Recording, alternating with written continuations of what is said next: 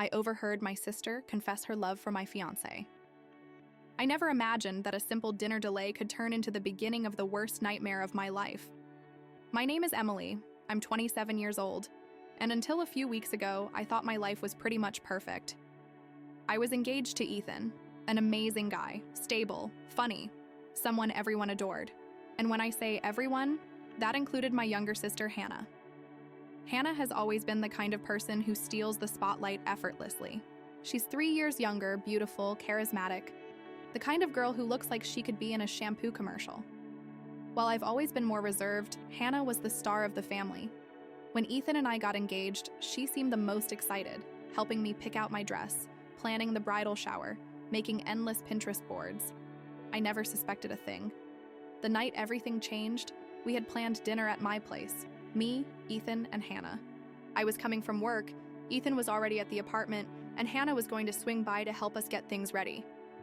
As usual, I left the office late and got stuck in traffic for almost an hour. When I got to the building, the elevator was broken, so I decided to take the stairs to burn off some of my frustration.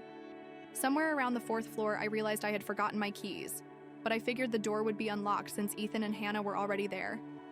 As I got to the door, I heard voices. That's when my entire world flipped upside down.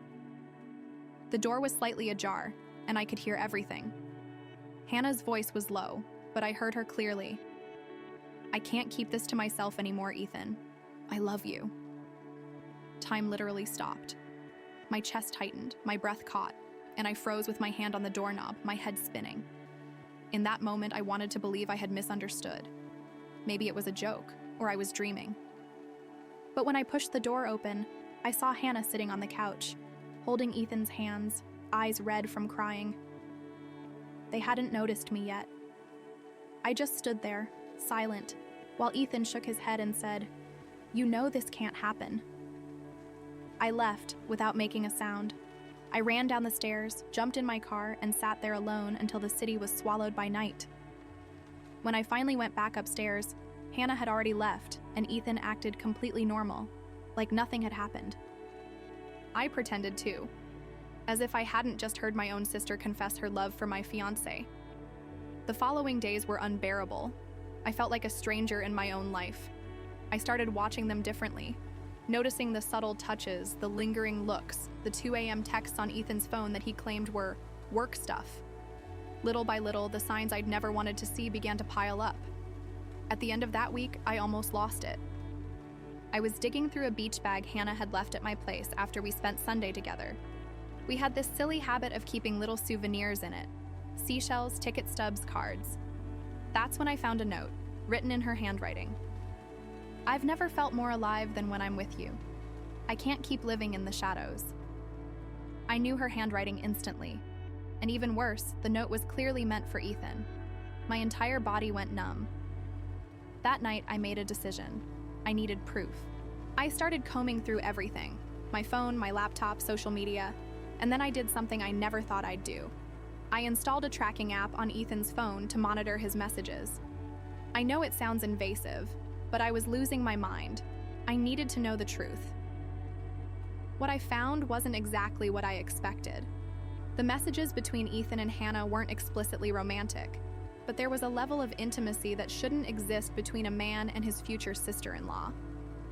They talked about her childhood, her fears, her dreams, even had cute nicknames. The one message that broke me completely was from Hannah, sent 3 weeks earlier. "If you say the word, I'll drop everything for you."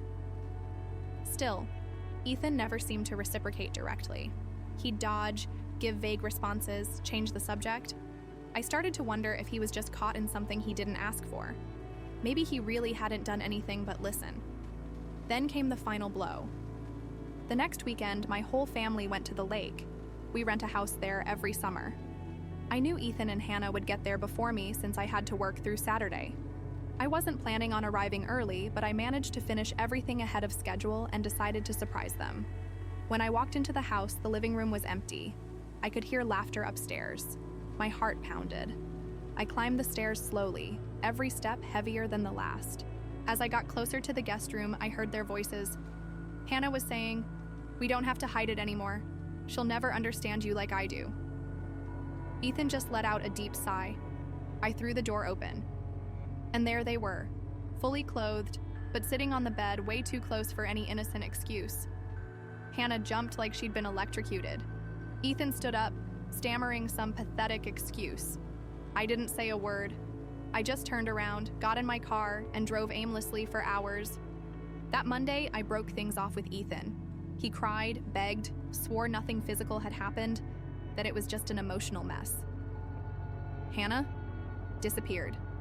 Ignored my texts, didn't answer calls. A week later, my parents invited me to dinner and told me Hannah was taking time away to clear her head. No one expected what came next. About a month after the breakup, I got a call from an unknown number. It was a detective. Hannah had been arrested trying to break into Ethan's apartment. She was completely unhinged, yelling that he had promised to marry her and that they weren't together only because of me. Ethan apparently had never actually encouraged this, but he also never set clear boundaries. He had, maybe without realizing it, fed her fantasy. And now I was the only one who could help her avoid legal consequences. The police needed my testimony about her emotional state. The next few weeks were a blur as I tried to rebuild my life while everything around me fell apart. My parents wanted to protect Hannah at all costs. I just wanted to get away from everything. Friends picked sides. I went months without talking to half the people I loved most. Ethan? He moved to another city soon after, said he needed a fresh start. We never spoke again. Hannah spent some time in a mental health facility. I didn't see her until almost a year later, a meeting arranged by my parents. She looked like a different person, quieter, drained, full of regret. I wanted to hate her, but all I felt was sadness. We had lost so much over a one-sided, unresolved obsession. Today, 2 years later, I'm okay. It took time, therapy, new friendships, and solo trips to rebuild myself. Ethan married someone else. Hannah lives in another state. And I finally learned that the most painful betrayals aren't always about hidden kisses. Sometimes they're the ones that shatter what you believed was unbreakable. Comment: what would you do in this situation? If you like this video, don't forget to like and share so we can bring you more stories like this. Keep an eye out for more stories. Hope you have a good day.